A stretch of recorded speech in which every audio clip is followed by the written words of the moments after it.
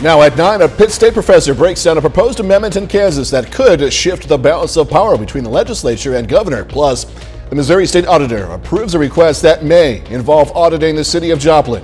And activists hold a rally in support of recreational marijuana in Missouri. The 4 states' most watched news starts now. Thank you for joining us tonight. I'm Jordan Abbey. Kansas voters are going to decide tomorrow whether to change the balance of power between the executive and legislative branches of government. KOAM Sagumba Medeli has more about the state constitutional amendment on this ballot. If passed, Constitutional Amendment 1 would give Kansas legislators the authority to undo or overturn regulations or rules they do not deem fitting. This could include mandates by the Kansas governor. The legislature has sort of gone on record as saying what they see as the pros of this, and that is efficiency. If they believe that a regulation is not a very good one, instead of having to go through the regular process of passing a bill and having the governor sign it, they can just leapfrog the governor and just simply undo something that has happened in the executive branch. With any new legislation, there are always people who support and oppose it. That's why I'm at downtown Pittsburgh today, asking people what they feel about Constitution Amendment 1. It's based on cutting down on big government and more red tape, more bureaucratic. It's cutting down on that, and I'm for that.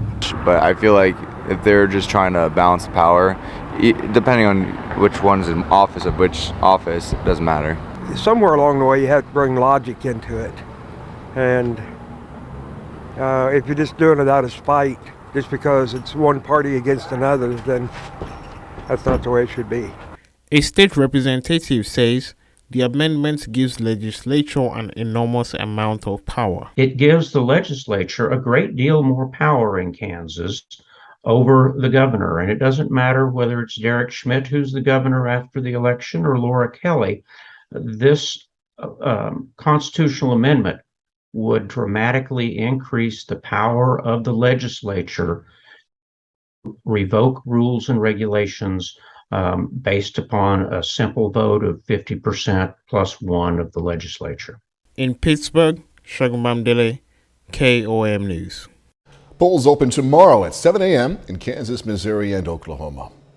Doug Heddy joining us now. First of the forecast. And we've been watching changes on the way. One of the big changes is first the increasing cloud cover that we've been watching roll through the area since this morning. As you see the cloud cover coming in from the south, well, here's some showers and even a few rumbles of thunder way to our south. But this will be moving into our area before too much longer, heading into tomorrow morning.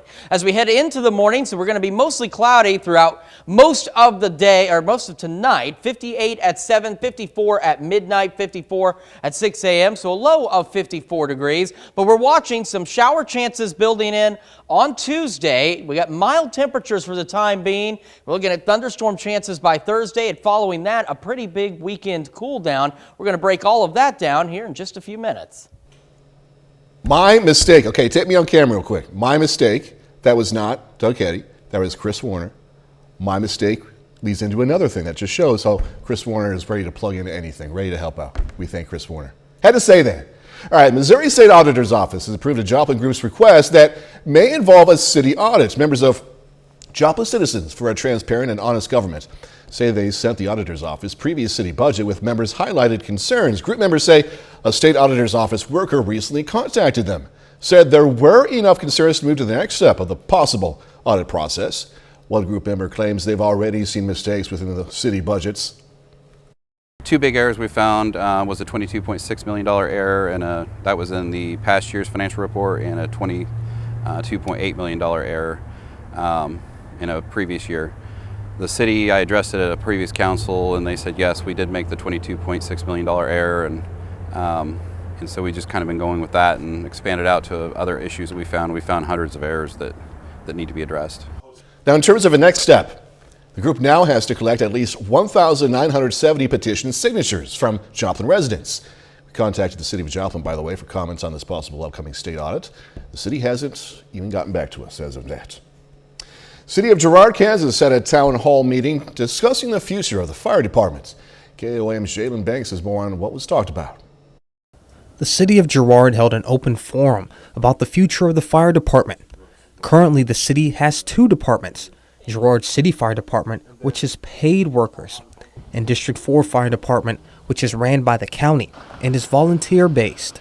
The main discussion at hand was over the potential merger between the two, and that raised concerns about the quality of the department. So I definitely don't want to say anything bad about that crew. They're a great crew, but they're not the level of funding and that our fire department is. And you know, they cover the different rural areas, communities that aren't Girard, and they do a fantastic job.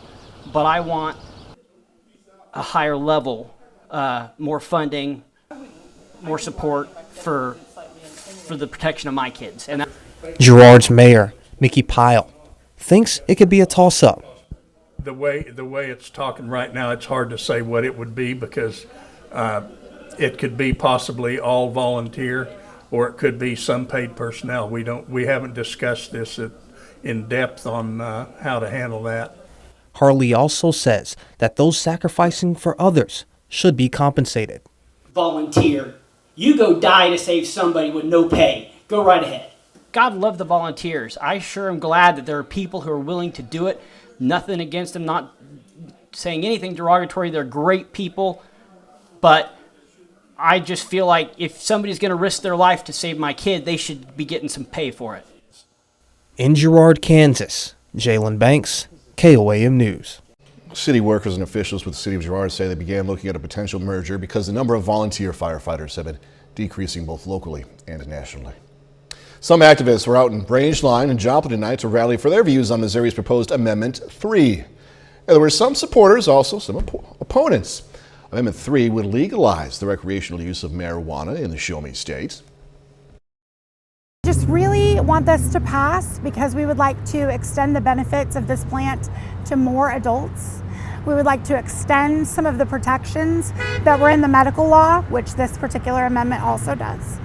And we would like to see Missouri veterans continue to benefit from the proceeds of cannabis sales in Missouri. It's just a bad bill. Missouri deserves better than this.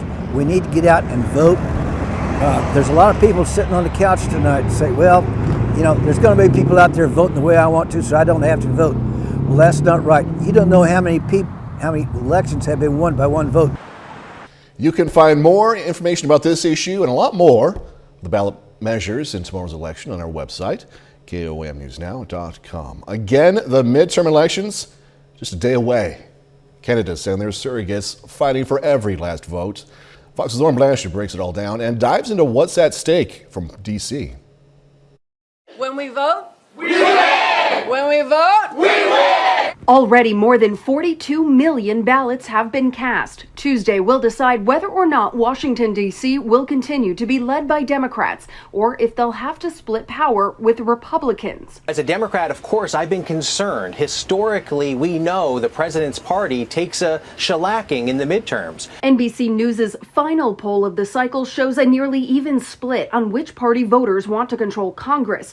Democrats just 1 point ahead of Republicans. The GOP believes they are going to sweep both chambers. I'm excited about at least, I think, 52 Republican senators, and I think we have a shot at getting more.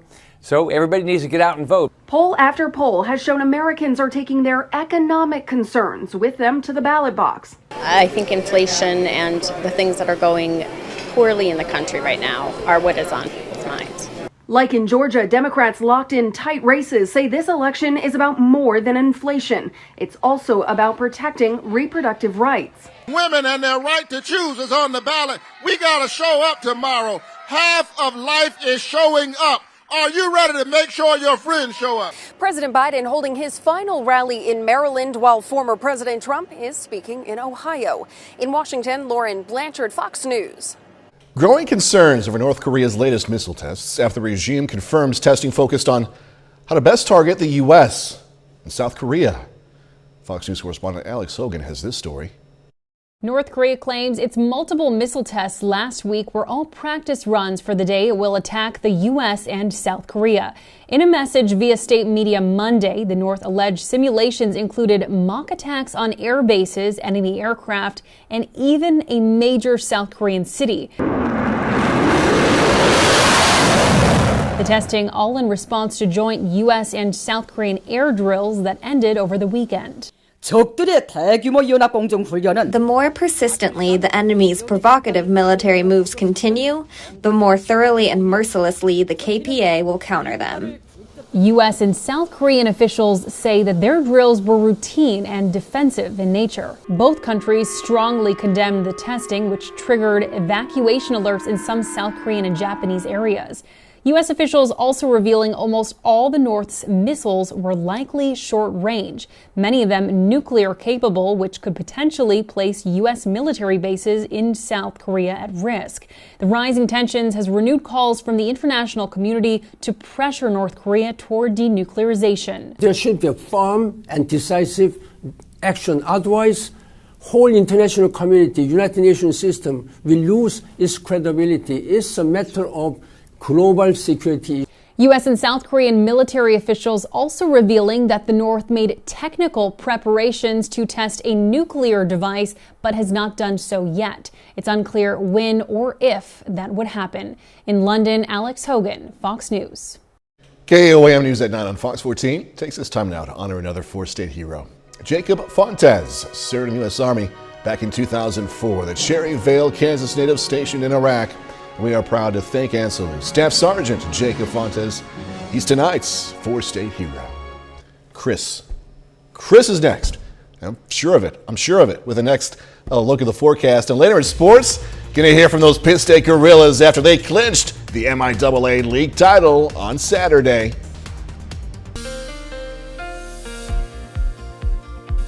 Well, mild has certainly been the trend for us here lately, and it's going to stay that way at least for the next few days before things really start to change for us. Taking a look at the last 36 hours, we've started to kind of level out on temperatures. As you can see, we started early Sunday morning back in the 40s, made it up to 73 yesterday. We cooled off into the lower 50s and started warming on back up into the lower 60s today. So today's highs are actually about where they should be this time of year, and the lows from Sunday are about where they should be this time of year, but that's not going to last. As we head into the evening into tomorrow morning, we're going to be mostly cloudy through 6 a.m., dropping back down to a low of 54 degrees tonight. Now, on the Skywatch Storm Tracker, we've been watching all these clouds roll in from the south, and that's why we started with a pretty decent day and ran into mostly cloudy skies for the rest of it. And here's why. There's some showers and even some thunderstorm activity well off to our south for now, but by tomorrow morning, it'll start making its way into our area and give us a few chances of some showers, which we'll talk about. And then off to our west is our next big storm system that'll be here on Thursday, and this one is going to shake up the forecast in a big way. On the future track, as we watch these clouds continue to roll on through, this is midnight Tuesday. Some of us in southwest Missouri may get a few peeks of the stars and some stray showers in southeast Kansas. And as we head into early tomorrow morning, here comes some of the shower and thunderstorm chances. Now, we're not anticipating any strong or severe storms, just some good old-fashioned rain and maybe a rumble of thunder. By 9 a.m., a few more of us getting in on the activity across the area, but you can see despite the clouds and rain, by 9 a.m. we're already pushing about 60 degrees across the area. Few lingering showers to the north and out in southeast Kansas by the noon hour, and by early evening tomorrow, those showers and thunderstorms are out of here, and we've got an even warmer day tomorrow than what we had today. So as we go through the rest of the day, showers, maybe some rumbles of thunder, 55 at 7 a.m., 64 by noon, 68 by 5, and we are looking for a high of about 70 degrees. So just be aware of that. Keep the umbrella handy as you go out to vote tomorrow. Looking at our rain chances, you can see 9 a.m. looking to be the best opportunity for some showers and thunderstorms. And as we go through the rest of the day, those chances do quickly die out. Now, we want to go long range with the future track. This is heading into Thursday evening. This is the storm system that's really going to shake things up for us in terms of our temperatures. Once that system rolls through, it brings us some shower and thunderstorm chances on Thursday. Once it rolls through, look at what it does to temperatures behind it. This is Friday at 3 o'clock, 47 degrees. And yeah, these 20s, we're not making this business up. It gets downright cool to cold as we head into the weekend. By 4 o'clock Saturday, it's only 43 degrees. It gets absolutely chilly. So 7-day forecast. Let's take a look at that. We are mild. We're 78 on Wednesday, 75 Thursday, only 48 on Friday.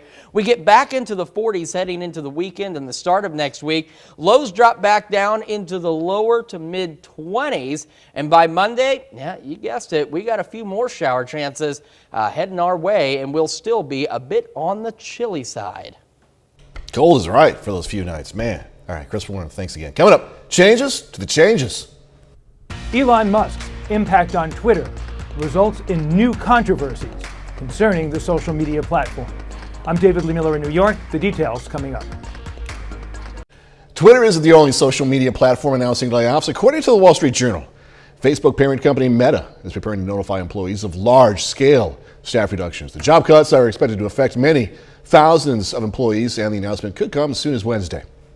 Facebook employees were told to cancel any non-essential travel this week. How about that? Ominous warning. Tell me you're going to fire me without telling me you're going to fire me, right? The 70% slide in the company's stock is being blamed for the layoffs, which could be the largest ever for Facebook's parent company. Just over a week into his role as CEO at Twitter, Elon Musk's already making changes to his changes. It's resulting in new controversies for the company and the social media platform as a whole. Fox News correspondent David Lee Miller has these details.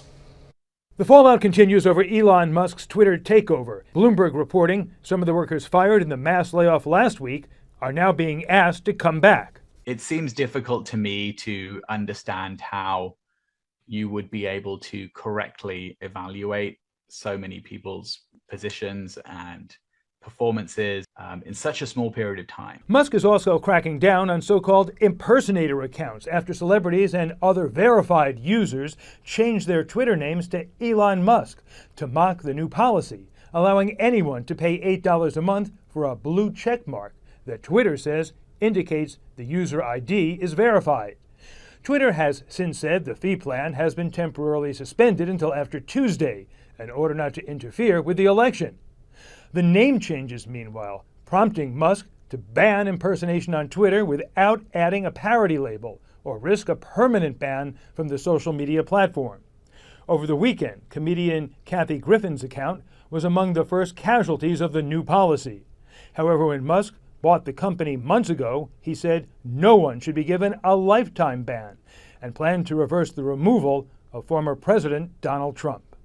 On the topic of social media's impact on the election, a Russian oligarch known as Putin's chef admitted Monday he interfered with past U.S. elections and says he will continue to do so in the future. In New York, David Lee Miller, Fox News. I still ahead how the recent time change could be increasing the risk of car accidents. You may know some, you may know all of the details in this next story, but that's okay.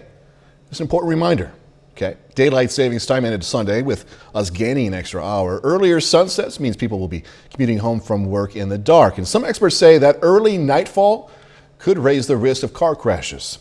Fox's Owen Harskin explains. So nighttime driving increases crash risk. More people will be driving home from work in the dark now that daylight saving time ended and our clocks moved 1 hour back. One of the known crash risk factors is nighttime driving. And so that can be due to poor visibility, but it could also be due to their increases in drowsy driving. Benjamin McManus is the assistant director at UAB's Translational Research for Injury Prevention, or TRIP Lab. Driving at night can go counter to our circadian rhythm. With nighttime, that signals our bodies to start slowing down and start getting drowsy sometimes. And increased drowsiness on the road can end in more crashes, he says. If you feel differently, you will drive differently. Anytime the time changes, the effects can be felt for up to a week. And so give yourself a week to get used to everything. So McManus is warning drivers to be especially cautious over the next few days. No matter when you're driving, you want to give your full attention to driving. So as we're driving in more nighttime conditions, you want to make sure your attention is on the road, you're not distracted by devices, you're not drowsy, you get the recommended amount of sleep, and that you are careful for things around you because your reaction time will be slower if visibility is slower. All right, up next, experts weigh in. I'm loving this. They weigh in on the argument over when to brush your teeth in the morning. To brush or not to brush?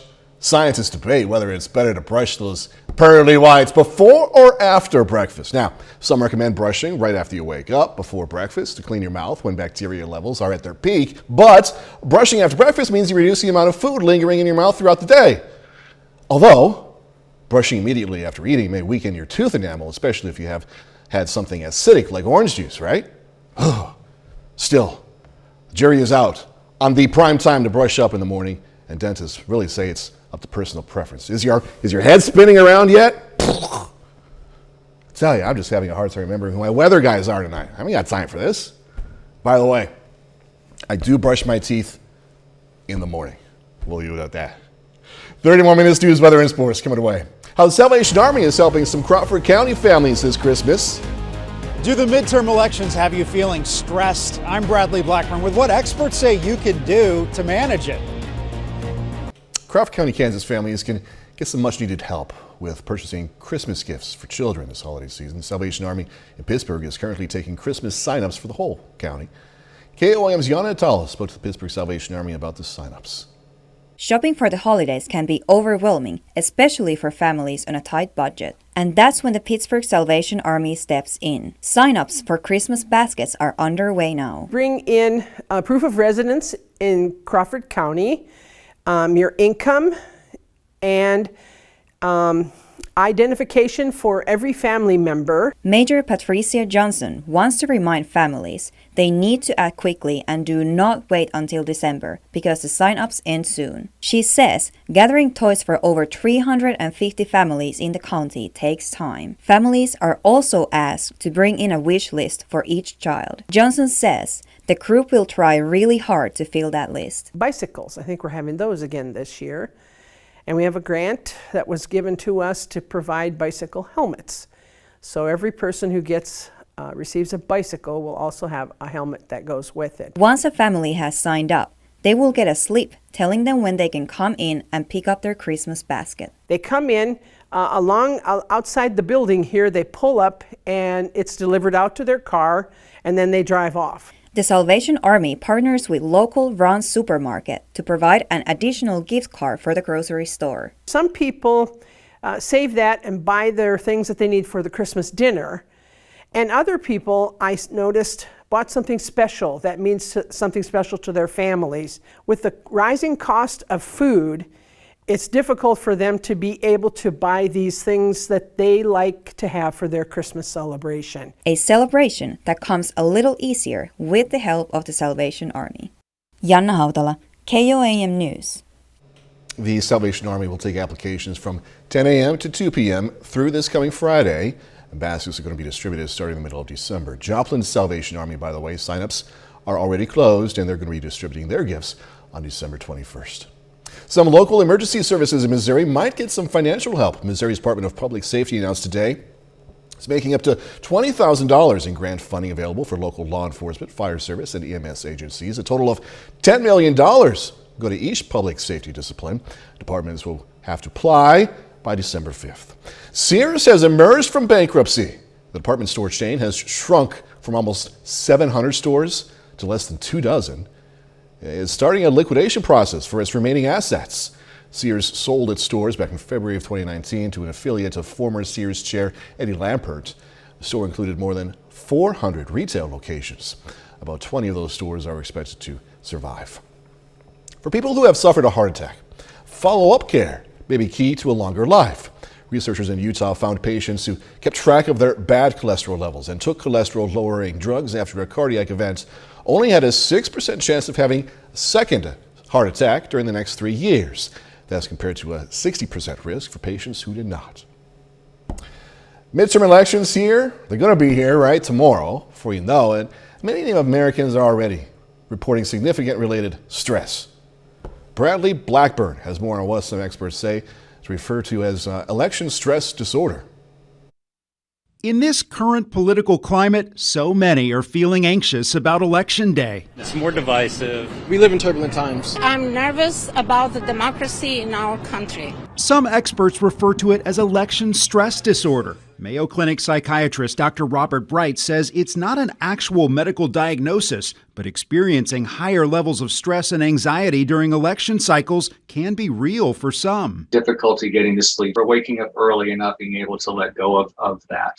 For some people, they experience it physically. They may have GI upset or headaches or just feel shaky, not be able to relax, not be able to concentrate. A recent survey from the American Psychological Association shows 2/3 of adults say the current political climate is a significant source of stress in their lives. More than 3/4 are stressed about the future of our nation. Social media, as well as media in general, can really generate stress and anxiety around the election. So for some people, they're really focused all the time in a very concentrated way on news story and news events and living moment to moment of what's going to happen next. Dr. Bright says election stress also comes from the feeling of not being in control. That's why it's important to control what you can. Make sure you're getting enough sleep and exercise. Do some relaxation techniques and connect with friends and loved ones that support you. I'm going to vote. I'll pick somebody. I'm not stressed about it. How do you stay so calm? I just try to focus on the important parts of life. And Dr. Bright says another thing in your control, casting your vote on Election Day. Bradley Blackburn, CBS News, New York. The pandemic, inflation, and other factors are also significantly increasing stress and anxiety for many. The recent APA survey also shows an alarming 27% of adults say most days are so stressed out, can't even function. A bit later. Health experts say heads up here, flu season is off to an early start with more cases than usual.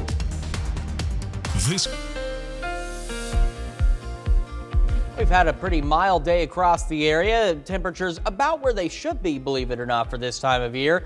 But you might want to enjoy this mild weather while we have it because we have changes in the forecast. And over the last 36 hours, our lows early Sunday were close to where we should be for this time of year. A bit warm, but close. We got pretty warm on Sunday, 73 degrees, and we cooled back down into the lower 50s overnight, and we made it to about the mid 60s today, which is exactly where we were hoping to be. And again, that's about where we should be. As we head through the rest of the evening, we'll be 58 by 7, 54 by midnight and 6 a.m. and that is our overnight low. The clouds kind of acting as a blanket, keeping temperatures pretty decent, but above where they should be for this time of year. The mostly cloudy skies started building in this morning, and they are just going to hang on for the rest of today and into tonight. And they are associated with this little system down here, bringing some showers and thunderstorms well to our south, but you can see the direction of movement on this, and that's because we will eventually get in on some of this shower activity as we head into tomorrow. Right now, though, we're also watching this. This is our next storm system that'll be here on Thursday out in the Pacific Northwest, making its way our direction, and it's going to really shake up things here in our forecast. All right, we look at the short term on the future track here, heading into tomorrow morning. A few scattered showers possible over tonight in southeast Kansas. Otherwise, as you can see, by tomorrow morning around 6, we start to see some scattered showers and thunderstorms. We're not anticipating any strong or severe storms, but just some good rain, maybe some rumbles of thunder. By 9 a.m., a lot more of us getting in on a bit more widespread shower and thunderstorm activity. And by noon, it starts to lift on off to the northeast, trailing back into southeast Kansas. But by the time we get into the early evening tomorrow, it is out of here. In fact, it leaves us warmer and with some partly cloudy skies in some cases. So as we go through tomorrow, we got the showers to start your day, maybe a rumble of thunder through the noon hour, 55 at 7, 64 by noon, 68 by 5, and that's when it'll clear out. We're left with some partly to mostly cloudy skies, looking for a high of right around 70. We take a look at the rainfall chances over the next 36 hours, and you can see where we have the slight chances tonight. And our best chances right there, just below that 60% line by about 9 o'clock tomorrow, and then they'll taper back off. Now, look further down the road. This is where our next system comes in from the northwest, 5:30 Thursday. This is a pretty potent system here. In fact, you can see off to our northwest, some snow on this map. That won't be our case, but you can see it's got a lot with it and some cold air behind it. Showers and thunderstorms on Thursday. It rolls on out of here, and after it does so, boy, do the temperatures change, and they change in a big way, which we can see now on the 7-day forecast. So we'll be 70 tomorrow, 78 on Wednesday, and partly cloudy, so enjoy that, because take a look here. Showers and thunderstorms Thursday, 75. Temperatures plummet to an overnight low of 36, and then we don't make it out of the 40s through the weekend and into the start of next week. Those overnight lows drop back into the lower to mid-20s. And we see some additional rain chances as we head into Monday of next week. Chris Warner, thanks so much again, man. All right, coming up in sports, Kansas basketball opening its season tonight at home. Plus, Missouri Southern aiming to upset Northwest in the MIAA tournament quarterfinals. Danny Terzer has that, of course, much more next.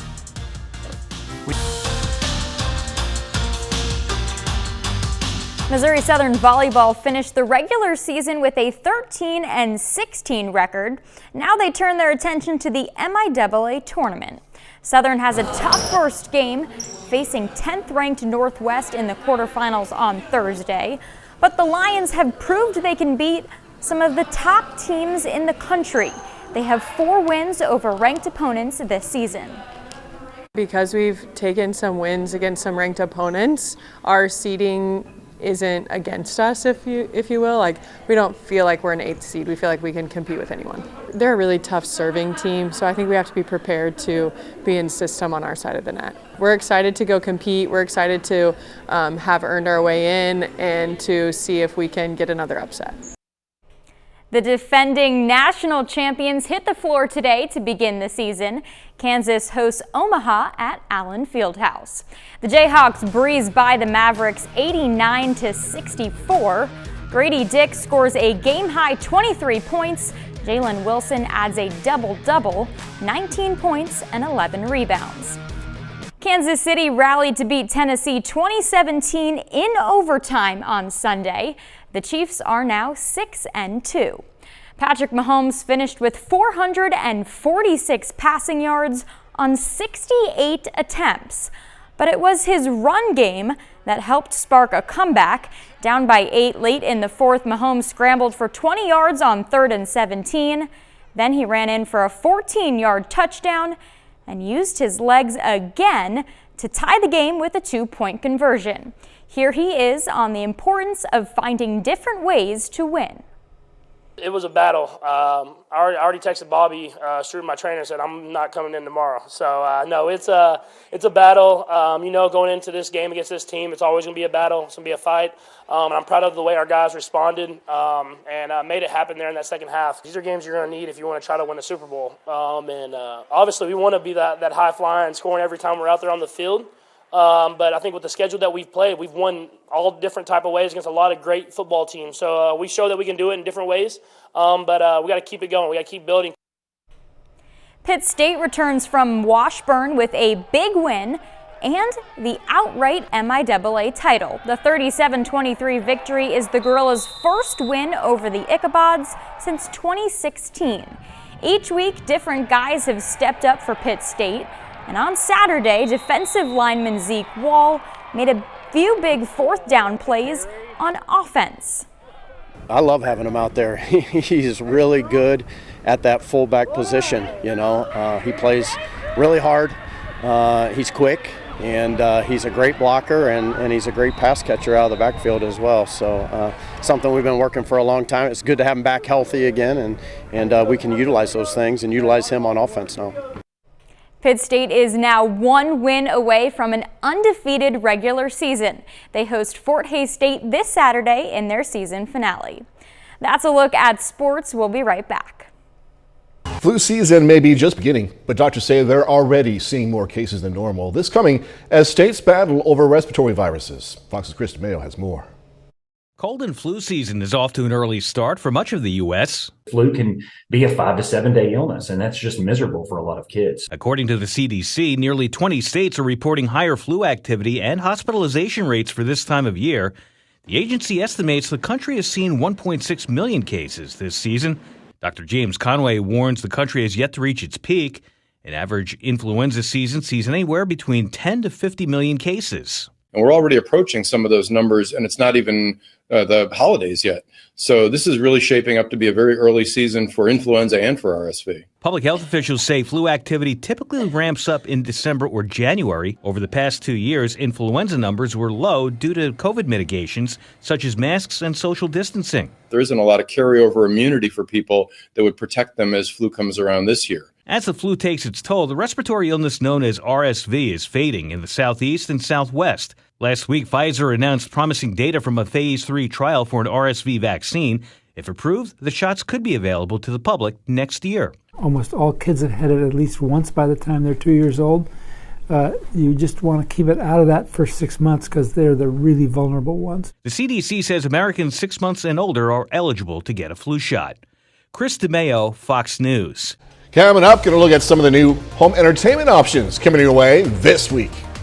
DVD, digital, and music releases this week include an Oscar-nominated Western drama, a dark comedy, a crime thriller, and more. Here's Fox's Kristen Goodwin with a list of new releases. The Oscar-nominated Western drama The Power of the Dog tops this week's list of what's new in home entertainment, starring Benedict Cumberbatch, Cody Smith-McPhee, Kirsten Dunst, and Jesse Plemons. The film centers on a cruel rancher in 1920s Montana who torments his brother's new wife and her son after moving onto his property. She could be like mean or a scammer or your dad. Patton Oswalt leads the dark comedy I Love My Dad. He plays a deadbeat dad who catfishes his estranged son in an attempt to reconnect. The action thriller The Enforcer features Antonio Banderas as a veteran gangster who turns against his own criminal organization when he finds out his boss endangers the life of a young girl. Your life's for what's underneath the ground. A widowed father and his deaf daughter are held hostage by a dangerous couple who force them to excavate a buried secret at an abandoned house in the crime thriller Dig. For horror fans, a veteran actress recovering from surgery at a secluded retreat in Scotland develops a connection with the witches that were burned at the stake centuries ago in She Will. I saw your ad on the internet about the demonologist. A struggling actor prepares for a role by spending the weekend with a demonologist in the Devil's Workshop. Hasn't been a murder here in a long time. Small screen favorites available to own. Season 1 of the AMC Plus dystopian sci-fi series Moonhaven.